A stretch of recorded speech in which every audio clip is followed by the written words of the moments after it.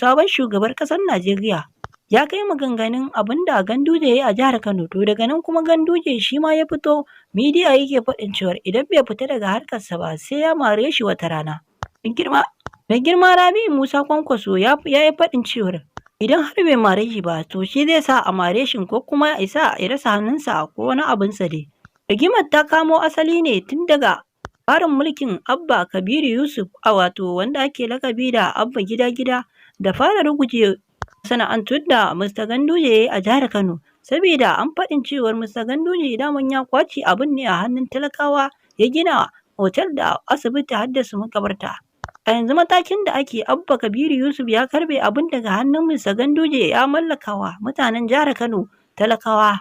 To daga nan rigimar ta fara tsakaninsa ko na ce ta bar kan Abba Kabiru Yusuf ta koma kan mai gidansa wato Rabi'u Musa Kwankwaso. Daga nan Ganduje ya fara faɗin maganganu baƙaƙe yanda yake faɗin cewa idan har bai fita daga harkarsa ba zai sa ya ɗauki mummunan mataki a kansa. Sabida in bai fita daga harkarsa ba wata rana zai mare shi. To dai duka anan muka kawo muku ƙarshen wannan shiri namu, sai ku daure ku danna mana subscribe kana ku danna alamar ƙararrawar sanarwa domin samun ingantattun shirye-shiryen da zarar mun ɗora. Mun gode, ku mana comment domin cin gyara ko ƙorafi. Sai anjima. Assalamu alaikum, barkanmu da warhaka, sannunmu da sake kasantuwa da ku a cikin wani sabon shiri namu mai albarka. Idan wannan ne farkon zuwan ka wannan taya ta mai albarka, ka daure ka danna mana subscribe kana ka danna alamar ƙararrawar sanarwa domin samun ingantattun shirye-shiryen da zarar mun ɗora. Mun gode. Har yanzu jaruman masana'antar Kannywood na da daɗaɗɗin mutuwar Mubarak Danko wanda Allah ya masa rasuwa a ranar Asabar. A wata majiya tamu yanda muka jiyo cewar akwai mutanen da suka fito social media kafin rasuwar Mubarak Danko suka bayyana cewar ya zo garinsu ne domin ya yi wani kyakkyawan show ne. To a hanyarsa ta dawowa suka yi hasdan a mota wanda kafin ya ƙaraso garin Kano Allah ya masa cikawa. Mubarak Danko da mashahararren mawaƙi ne na masana'antar Kannywood wanda yake waƙa ta barkwanci. Idan ba ku manta ba wanda ya taɓa yin wata waƙa baba zai daɗa aure. A gaskiya wannan mutuwa tashi ta girgiza mutanen masana'antar Kannywood kamar kama ga irin su Adam A. Zango yanda ya fito social media yake faɗin cewar a gaskiya bai ji daɗin mutuwar Mubarak Danko wanda ya nuna rashin jin daɗinsa saboda sun yi mummunan rashi. Daga nan kuma sai darakta kuma furodusa wanda kuka fi sani da Aninnu shi ma ya fito social media domin ya nuna rashin jin daɗinsa yanda yake faɗin cewar Allah ya ji kansa ya gafarta masa ya masa rahama a kabarinsa. Daga nan kuma wasu mutanen ma suka fito suka tofa albarkacin bakinsu yanda suke faɗin cewar Allah ya ji kansa ya gafarta masa ya mar kyakkyawan ƙarshe. A wata mujiya tamu yanda muka jiyo cewar Mubarak Danko shi ba shi da faɗa ko kuma tsangwamar mutum, shi mutumin kirki ne. Kuma mutum ne wanda yake waƙar barkwanci wanda yake farantawa maza da mata. Idan wannan ne farkon zuwan tashar wannan taya ta mai albarka to ka daure ka danna mana subscribe kana ka danna alamar ƙararrawar sanarwa domin samun ingantattun shirye-shiryen da zarar mun ɗora. Mun gode. Za mu kawo muku bidiyon da waƙar Danko da ya yi kafin rasuwarsa a ƙarshen wannan labarin namu idan kun kasance da mu a koda yaushe. Wata majiya tamu yanda muka jiyo cewar ta rigima ta ɓarke a jihar Kano tsakanin tsohon gwamnan jihar Kano da ɗan takarar shugaban ƙasa wato Kwankwaso yanda Ganduje yake faɗin cewar idan har Kwankwaso bai fita daga harkar shi ba wata rana sai ya sa hannu ya mare shi saboda dalilin cewar indi wata majiya tamu yanda muka jiyo cewar wai Kwankwaso ya ibi kafa ya je wajen Mr. Bola Ahmad Tinubu sabon shugabar ƙasar Najeriya ya kai maganganun abin da Ganduje ya yi a jihar Kano. To daga nan kuma Ganduje shi ma ya fito midiya yake faɗin cewar idan bai fita daga harkarsa ba sai ya mare shi wata rana. Mai girma Rabi'u Musa Kwankwaso ya yi faɗin cewar idan har bai mare shi ba to shi zai sa a mare shi ko kuma ya sa ya rasa hannunsa ko wani abinsa dai.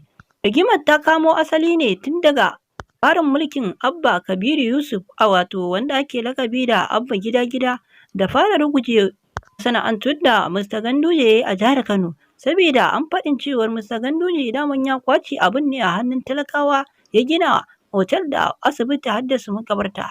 A yanzu matakin da ake Abba Kabiru Yusuf ya karɓe abin daga hannun Mr. Ganduje ya mallakawa mutanen jihar Kano talakawa. To daga nan rigimar ta fara tsakaninsa ko na ce ta bar kan Abba Kabiru Yusuf ta koma kan mai gidansa wato Rabi'u Musa Kwankwaso. Daga nan Ganduje ya fara faɗin maganganu baƙaƙe yanda yake faɗin cewa idan har bai fita daga harkarsa ba zai sa ya ɗauki mummunan mataki a kansa, sabida in bai fita daga harkarsa ba wata rana zai mare shi. To dai duka a nan muka kawo muku ƙarshen wannan shiri namu, sai ku daure ku danna mana subscribe kana ku danna alamar ƙararrawar sanarwa domin samun ingantattun shirye-shiryen da zarar mun ɗora. Mun gode, ku mana comment domin cin gyara ko ƙorafi. Sai anjima. Garin Kano Allah ya masa cikawa. Mubarak Danko dai mashahararren mawaƙi ne na masana'antar Kannywood wanda yake waƙa ta barkwanci. Idan ba ku manta ba wanda ya taɓa yin wata waƙa Baba zai daɗa aure. A gaskiya wannan mutuwa tashi ta girgiza mutanen masana'antar Kannywood kamar kama ga irin su Adam A. Zango yanda ya fito social media yake faɗin cewar a gaskiya bai ji daɗin mutuwar Mubarak Danko wanda ya nuna rashin jin daɗinsa saboda sun yi mummunan rashi. Daga nan kuma sai darakta kuma furodusa wanda kuka fi sani da Aninnuhu shi ma ya fito social media domin ya nuna rashin jin daɗinsa yanda yake faɗin cewar Allah ya ji kansa ya gafarta masa ya masa rahama a kabarinsa. Daga nan kuma wasu mutanen ma suka fito suka tofa albarkacin bakinsu yanda suke faɗin cewar Allah ya ji kansa ya gafarta masa ya mar kyakkyawan ƙarshe. A wata mujiya tamu yanda muka ji cewar Mubarak Danko shi ba shi da faɗa ko kuma tsangwamar mutum, shi mutumin kirki ne, kuma mutum ne wanda yake waƙar barkwanci wanda yake farantawa maza da mata. Idan wannan ne farkon zuwan tashar wannan tasha ta mai albarka to ka daure ka danna mana subscribe kana ka danna alamar ƙararrawar sanarwa domin samun ingantattun shirye-shiryen da zarar mun ɗora. Mun gode. Za mu kawo muku bidiyon da Mubarak Danko da ya yi kafin rasuwarsa a ƙarshen wannan labarin namu idan kun kasance da mu a koda yaushe. Wata mujiya tamu yanda muka jiyo cewar wata rigima ta ɓarke a jihar Kano tsakanin tsohon gwamnan jihar Kano da ɗan takarar shugaban ƙasa wato Kwankwaso yanda Ganduje yake faɗin cewar idan har Kwankwaso bai fita daga harkar shi ba wata rana sai ya sa hannu ya mare shi sabida dalilin cewar indiyu wata majiya tamu yanda muka jiyo cewar wai Kwankwaso ya ibi kafa ya je wajen Mr. Bola Ahmed Tinubu sabon shugaban ƙasar Najeriya ya kai maganganun abin da Ganduje ya yi a jihar Kano to daga nan kuma Ganduje shi ma ya fito midiya yake faɗin cewar idan bai fita daga harkarsa ba sai ya mare shi wata rana. Mai girma Rabi'u Musa Kwankwaso ya yi faɗin cewar idan har bai mare shi ba to shi zai sa a mare shi ko kuma ya rasa hannunsa ko wani abinsa dai. Rigimar ta kamo asali ne tun daga farin mulkin Abba Kabiru Yusuf a wato wanda ake lakabi da Abba gida-gida da fara ruguje masana'antun da Mr. Ganduje ya yi a jihar Kano saboda an faɗin cewar Mr. Ganduje daman ya kwace abin ne a hannun talakawa ya gina otal da asibiti har da su makabarta. A yanzu matakin da ake Abba Kabiru Yusuf ya karɓe abin daga hannun Mr. Ganduje ya mallakawa mutanen jihar Kano talakawa. To daga nan rigimar ta fara tsakaninsa ko na ce ta bar kan Abba Kabiru Yusuf ta koma kan mai gidansa wato Rabi'u Musa Kwankwaso. Daga nan Ganduje ya fara faɗin maganganu baƙaƙe yanda yake faɗin cewa idan har bai fita daga harkarsa ba zai sa ya ɗauki mummunan mataki a kansa sabida in bai fita daga harkarsa ba wata rana zai mare shi. To dai duka a nan muka kawo muku ƙarshen wannan shiri namu, sai ku daure ku danna mana subscribe kana ku danna alamar ƙararrawar sanarwa domin samun ingantattun shirye-shiryen da zarar mun ɗora. Mun gode, ku mana comment domin cin gyara ko ƙorafi. Sai anjima. Assalamu alaikum, barkanmu da warhaka, sannunmu da sake kasantuwa da ku a cikin wani sabon shiri namu mai albarka. Idan wannan ne farkon zuwan ka wannan tasha ta mai albarka ka daure ka danna mana subscribe kana ka danna alamar ƙararrawar sanarwa domin samun ingantattun shirye-shiryen da zarar mun ɗora. Mun gode.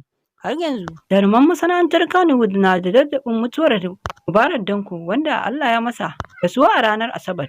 A wata majiya tamu yanda muka jiyo cewar akwai mutanen da suka fito social media kafin rasuwar Mubarak Danko suka bayyana cewar ya zo garinsu ne domin ya yi wani kyakkyawan show ne. To a hanyarsa ta dawowa suka yi hasdan a mota wanda kafin ya ƙaraso garin Kano Allah ya masa cikawa. Mubarak Danko dai mashahararren mawaƙi ne na masana'antar Kannywood wanda yake waƙa ta barkwanci. Idan ba ku manta ba wanda ya taɓa yin wata waƙa Baba zai daɗa aure. A gaskiya wannan mutuwa tashi ta girgiza mutanen masana'antar Kannywood kamar kama ga irin su Adam A. Zango yanda ya fito social media yake faɗin cewar a gaskiya bai ji daɗin mutuwar Mubarak Danko wanda ya nuna rashin jin daɗinsa saboda sun yi mummunan rashi. Daga nan kuma sai darakta kuma furodusa wanda kuka fi sani da Aninnuhu shi ma ya fito social media domin ya nuna rashin jin daɗinsa yanda yake faɗin cewa Allah ya ji kansa ya gafarta masa ya masa rahama a kabarinsa. Daga nan kuma wasu mutanen ma suka fito suka tofa albarkacin bakinsu yanda suke faɗin cewa Allah ya ji kansa ya gafarta masa ya mar kyakkyawan ƙarshe.